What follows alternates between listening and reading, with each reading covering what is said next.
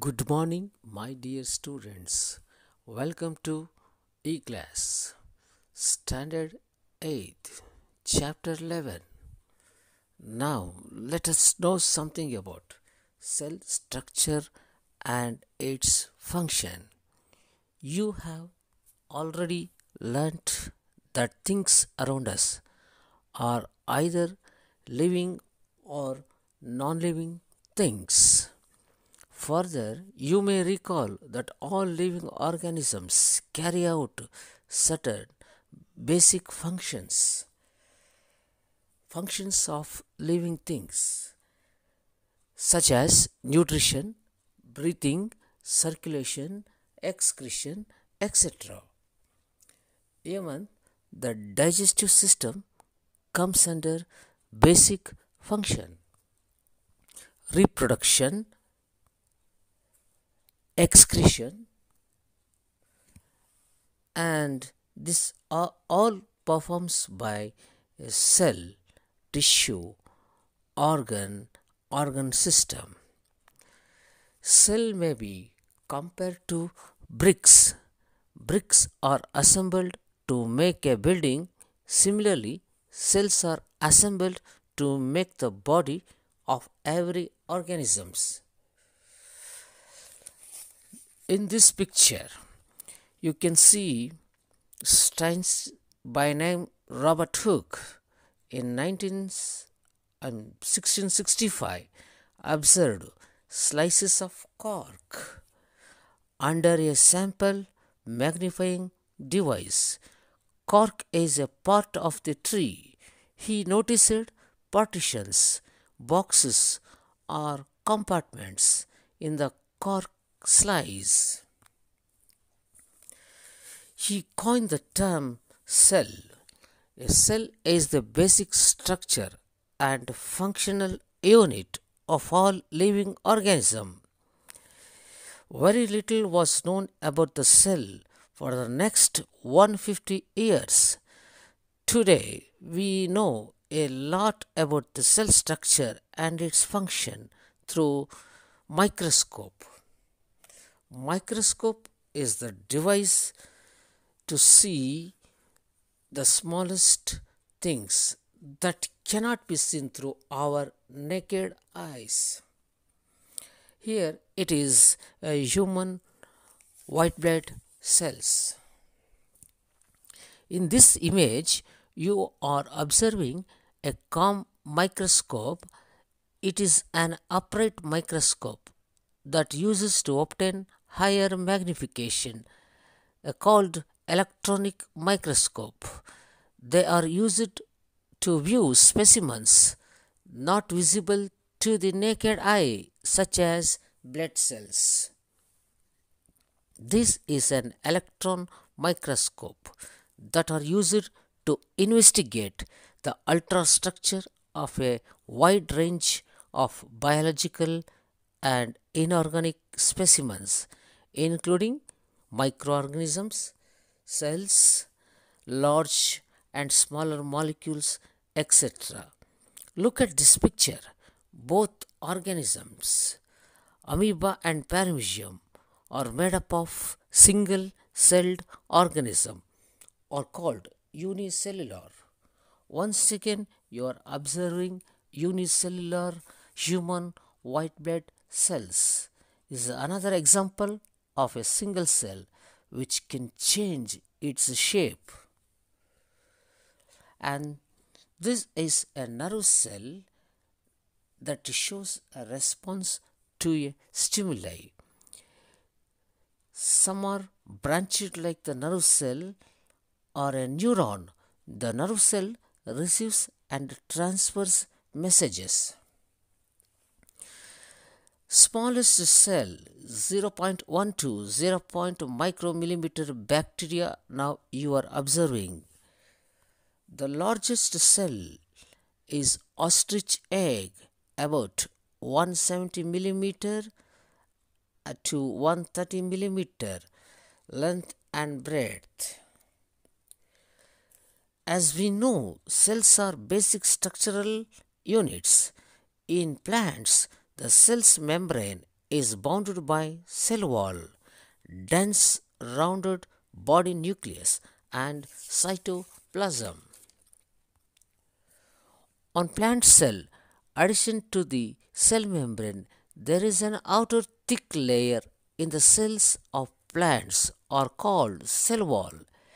It is required by plants for protection against variations in temperature, high wind, speed, atmospheric moisture, etc.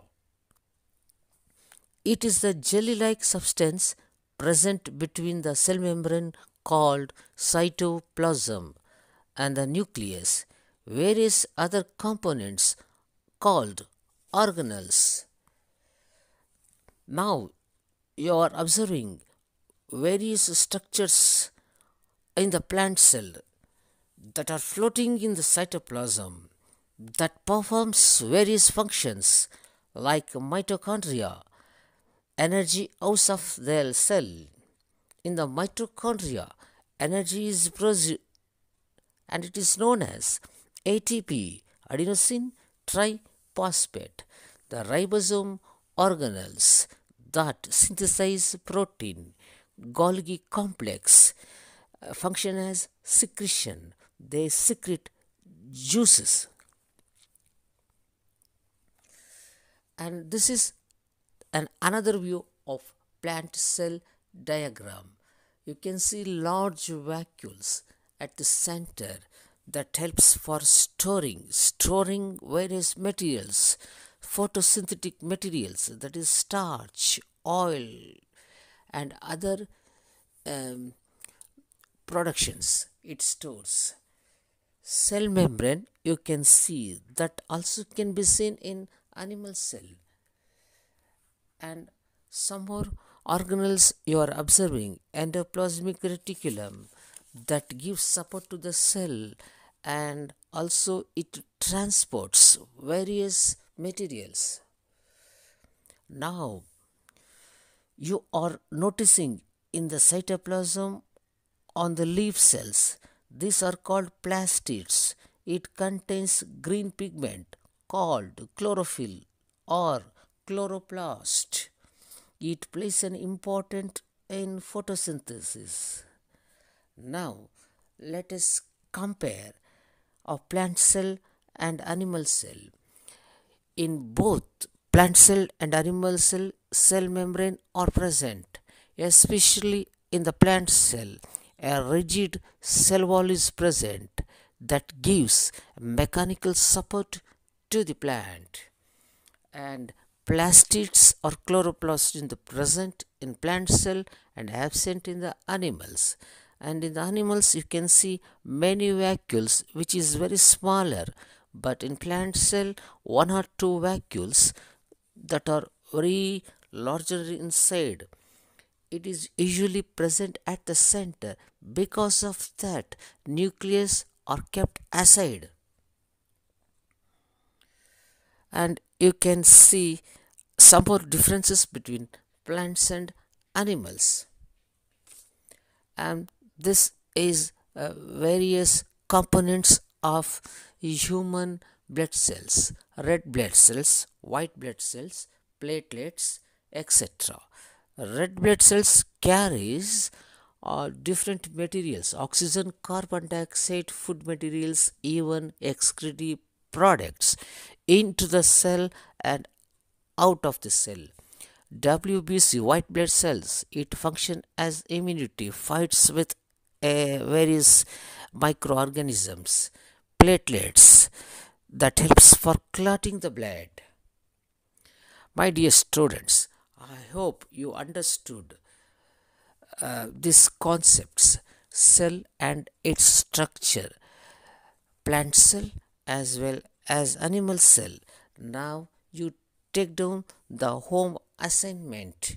After writing this home assignment, now you can see a short video, 3D graphical video about the plant cells and its function. Thank you, one and all. Have a nice day.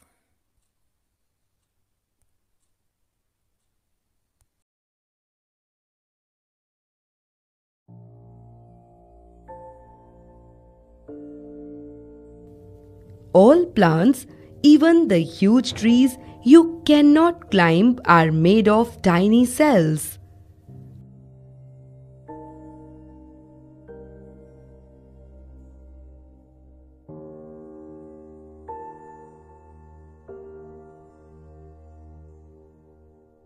Plant cells have cell wall over cell membrane which give them extra structural strength.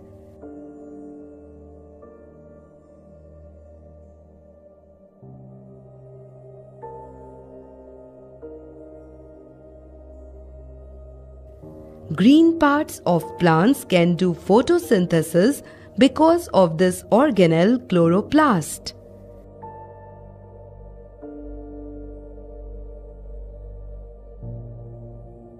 Matured plant cells often have a big sac-like vacuole which is storehouse of water or other important substances or waste. These are the speciality of plant cells.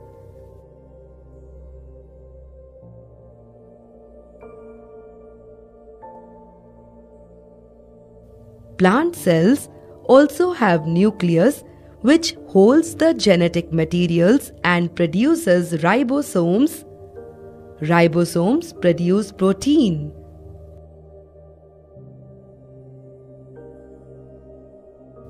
Endoplasmic reticulum looks like network of flattened sacs, transports substances such as protein and the Golgi apparatus which receive and modify the proteins as per need.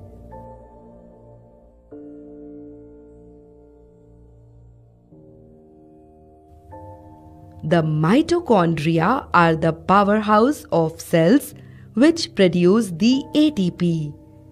ATPs supply energy to sustain life.